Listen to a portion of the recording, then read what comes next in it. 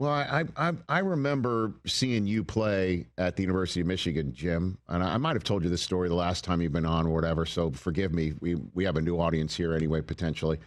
I remember because I covered the Michigan baseball team. It was the first big beat that I got for the Michigan Daily, the greatest student publication known to man.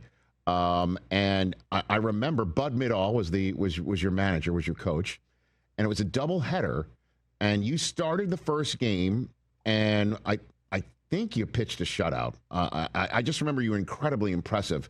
But the second game, Midall put you at the plate to prove to a whole bunch of National League scouts that you could hit, despite the fact that you were born without a right hand. Do you remember that day and what you did up at the plate that day, Jim, or you don't remember? Because I remember.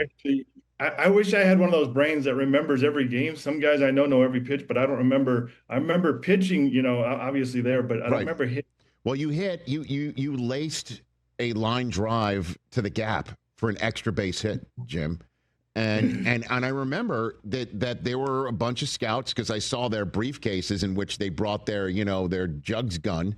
And there was like the Giants, there were the Mets, there were all sorts of National League scouts that were in the crowd. Did you feel you had to prove yourself to National League scouts when you were coming up back in the day, Jim?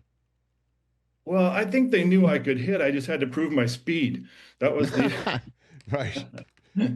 No, I didn't think too much about that. I always fancied myself a pretty good hitter from high school on, and none of my coaches seemed to agree. I did end up playing for the Brewers at the end of my career, and got two base hits in the big leagues, both off of John Lieber. Nice.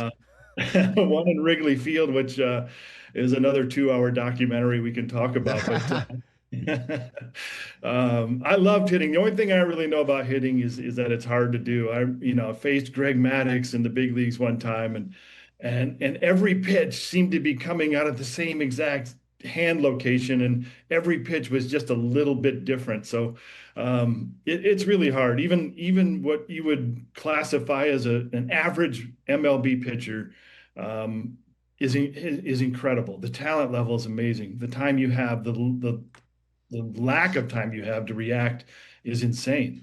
I'm going to take a stab at this. Were Larkin and Sabo teammates of yours at any point in time at Michigan, or you didn't overlap?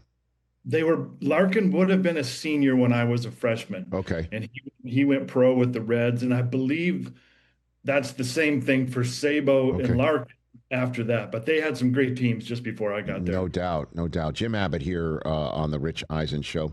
Before I let you go, Jim, what do you want people to know about your story? Obviously, there's this beautiful film that Jeremy Schaap put all of his heart and soul into, which means it's beautiful and it's a heck of a story. But I'll just give you the last word here on what you want people to know, Jim Abbott.